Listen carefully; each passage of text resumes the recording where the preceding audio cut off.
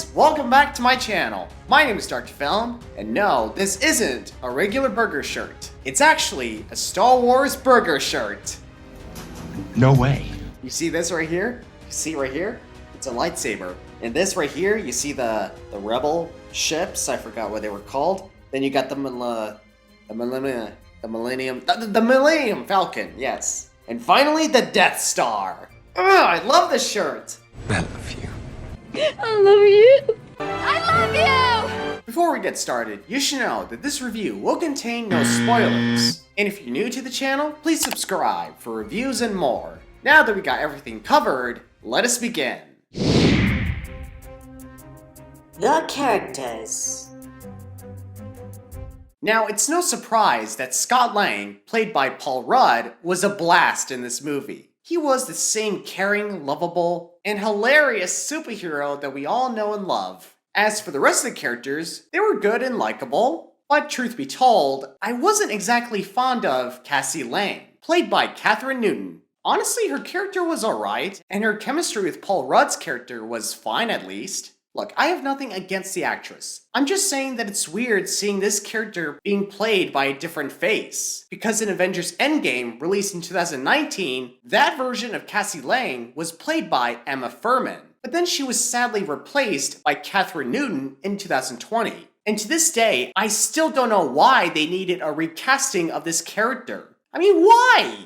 And now let's talk about the one we've been waiting to discuss. The next big bad guy of the MCU.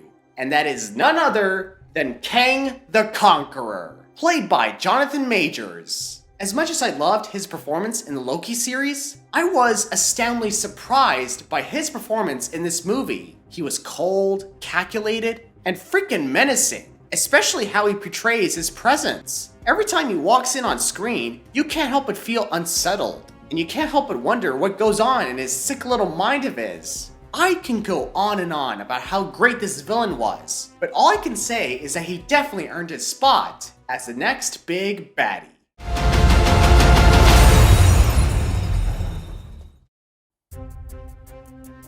Action and visual effects.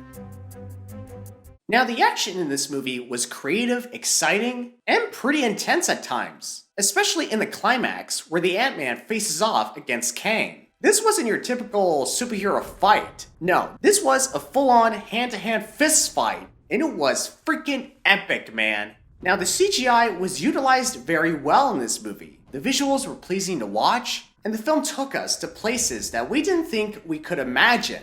Although, I wouldn't exactly say every CGI was perfect, for there was one in particular that was a standout from the rest of the movie. Of course, the one I'm referring to is none other than MODOK.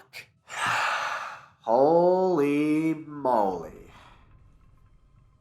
Why? Just why?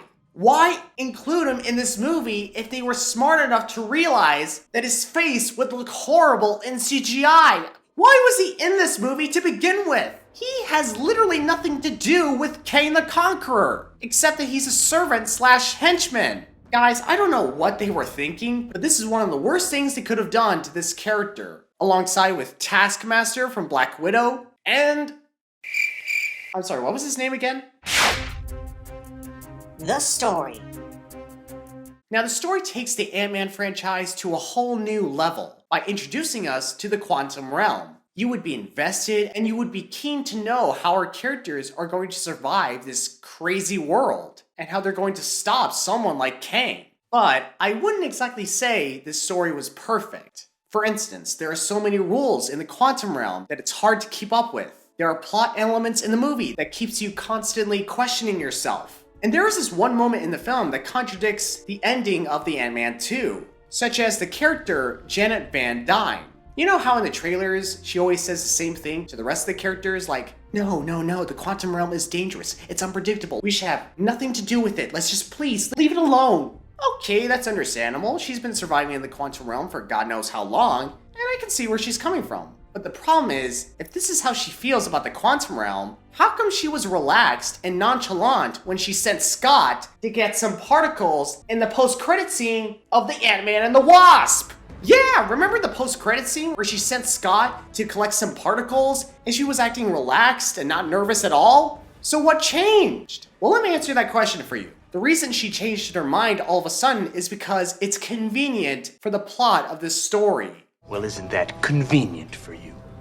Overall, my friends, I don't think this movie was a great start of Phase 5 of the MCU. Don't get me wrong. Despite its issues and hiccups I have with this movie, I still had a fun time watching this movie, and it sure wasn't a waste of my time. I mean, hey, if you checked out this movie and enjoyed it, I'm glad you did. But for me, this was a passable Marvel movie at best. It's not a terrible Marvel movie, but it's not well put together. It's a bit of a mess when you get into it, but it's a good kind of mess, if that makes any sense. That's why I give Ant-Man and the Wasp: Quantumania a 7.5 out of 10.